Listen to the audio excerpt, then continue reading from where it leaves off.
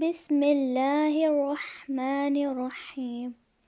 جیسا کہ پچھلے پارٹ میں ہم نے بتایا تھا کہ جب زلیخا اپنے فریب میں پکڑی جاتی ہے تو اس کے بعد کیا ہوتا ہے، اور شہر میں عورتیں گفتگو کرنے لگیں کہ عزیز کی بیوی اپنے غلام کو اپنی طرف مائل کرنا چاہتی ہے اور اس کی محبت اس کے دل میں گھر کر گئی ہے۔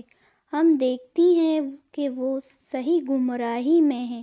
جب زلیخا نے ان عورتوں کی گفتگو، جو حقیقت میں دیدار یوسف کے لیے ایک چال تھی، سنی تو ان کے پاس ایک دعوت کا پیغام بھیجا اور ان کے لیے ایک محفل مرتب کی اور پھل تراشنے کے لیے ہر ایک کو ایک ایک چھری دی اور یوسف سے کہا کہ ان کے سامنے باہر آؤ۔ جب عورتوں نے ان کو دیکھا تو ان کا رعب حسن ان پر ایسا چھا گیا کہ پھل تراشتے تراشتے اپنی انگلیاں کہ سبحان اللہ، یہ حسن، یہ آدمی نہیں، کوئی بزرگ فرشتہ ہے۔ تب زلیخا نے کہا، یہ وہی ہے جس کے بارے میں تم مجھے طعنے دیتی تھی، اور بے شک میں نے اس کو اپنی طرف مائل کرنا چاہا مگر یہ بچا رہا، اور اگر یہ وہ کام نہ کرے گا جو میں اسے کہتی ہوں تو قید کر دیا جائے گا اور ذلیل ہوگا۔ یوسف نے دعا کی کہ پروردگار، جس کام کی طرف یہ مجھے بلاتی ہے اس کی نسبت مجھے قید پسند ہے، اور اگر تم مجھ سے ان کے فریب کو نہ ہٹائے گا تو میں ان کی طرف مائل ہو جاؤں گا اور نادانوں میں داخل ہو جاؤں گا۔ تو خدا نے ان کی دعا قبول کر لی اور ان عورتوں کے فریب سے بچا لیا۔ بے شک وہ سننے والا اور جاننے والا ہے۔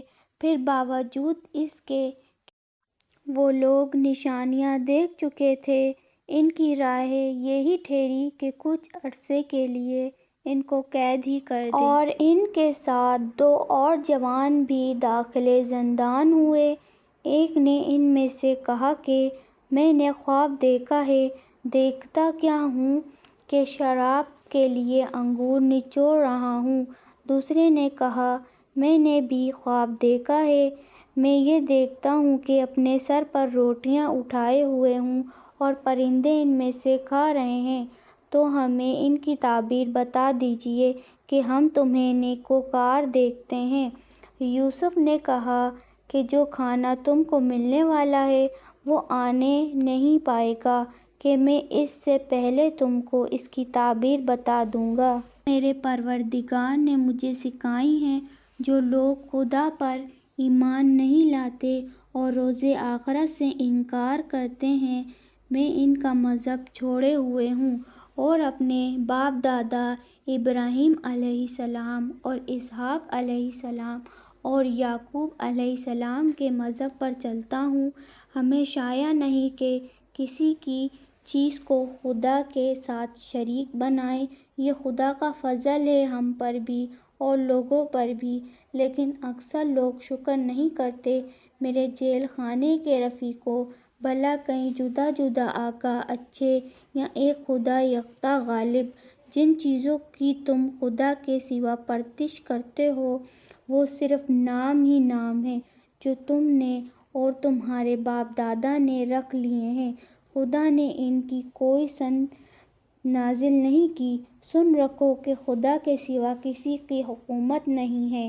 اس نے ارشاد فرمایا ہے کہ اس کے سوا کسی کی عبادت نہ کرو، یہی سیدھا دین ہے، لیکن اکثر لوگ انہیں نہیں جانتے۔